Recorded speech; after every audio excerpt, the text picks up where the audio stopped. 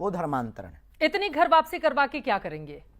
पहले से ही इतनी बड़ी तादाद है हिंदुओं की, कहाँ है? घट गई है, लगातार घट रही है, उनकी लगातार बढ़ रही है, इसलिए हमको बहुत चिंता सता रही है। घर वापसी से क्या मिल जाएगा उनको? घर वापसी से ये मिलेगा कि उनकी जो तादाद बढ़ रही है, जिसकी दम पर वो हमको आपस में ही लड़वा करके राज करने की फूट डालो, राज करो, ये जो तरीका उन्होंने अपनाया था, उस तरीकों को तोड़ा जाएगा और भारत को भव्य बनाया जाएगा। तो ये जिम्मेदारी आपने अपने कंधे पे क्यों लेकर रखी हुई है? कुछ काम सरकार भी तो करेगी।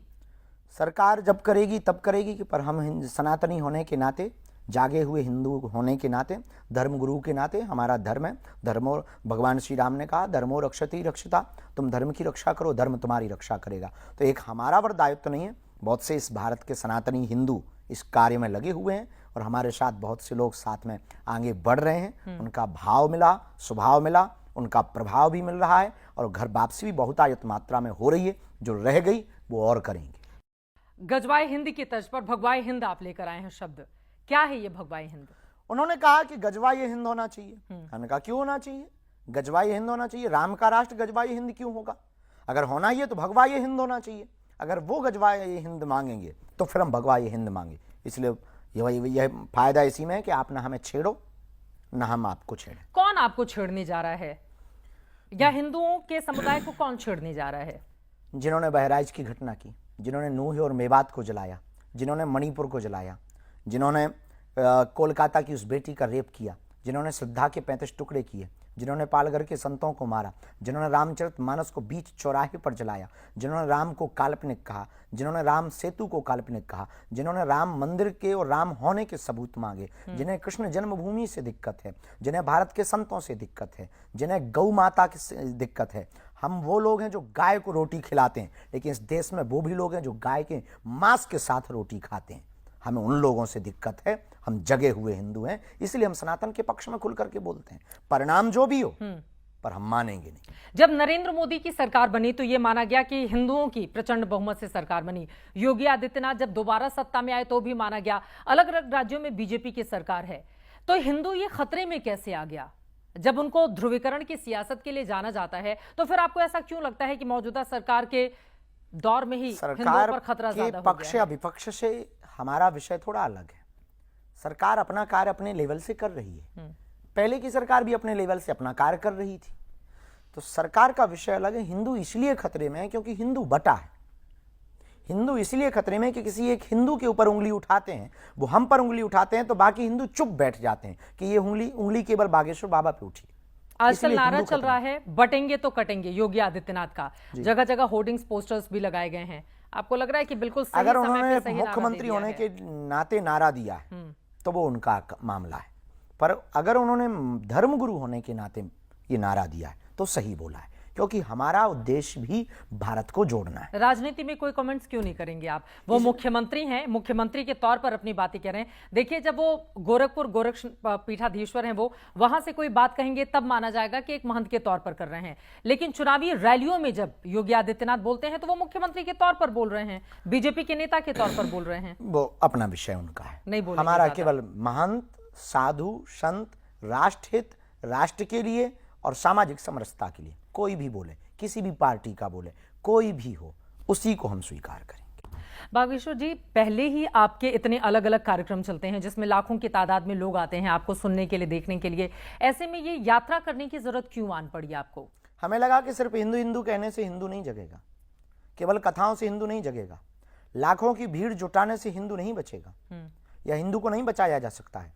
हमें उन लोगों के पास भी जाना पड़ेगा जो लोग हमसे दूर हैं, जो हमसे मिल नहीं पाते, जो बिछड़े और पिछड़े हैं, जिन्हें समाज में कभी मंचों पर स्थान नहीं मिला, जो सिर्फ तालियां बजाने के काम आते हैं। इसलिए हमने विचार किया कि हम उन लोगों को भी मिलेंगे, उनको गले लगाएंगे, जो सबसे पिछले स्तर पर रहते हैं उनको हम गले लगा करके उनको यह एहसास कराएंगे कि आप पिछड़े नहीं हो, आप बिछड़े नहीं हो, आप भी हिंदुस्तान के हो, आप भी सनातनीय कट्टर हिंदू हो और हम भी तुम्हारे ही जैसे हैं, हम तुमसे अलग नहीं हैं। तभी इस देश में एकता की क्रांति खड़ी। ऐसा लग रहा है कि आप बीजेपी की राह आसान करने के लिए जा रहे हैं, ये बताते हुए कि हिंदुओं के एकजुट होना होगा।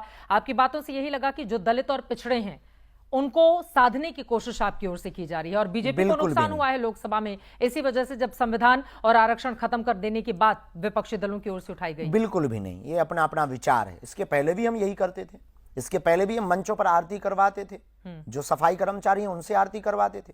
इसके पहले भी हमने सभी बिरादरी की बेटियों का ब्याह करवाया। तब तो लोकसभा का चुनाव भी नहीं हुआ था, तब तो हमें किसी पार्टी से मतलब भी नहीं था, वर्तमान में भी मतलब नहीं है, न लोकसभा के चुनाव होने से न हो जाने से। हमारा सिर्फ मतलब है केवल भारत के हिंदुओं को एक करने से।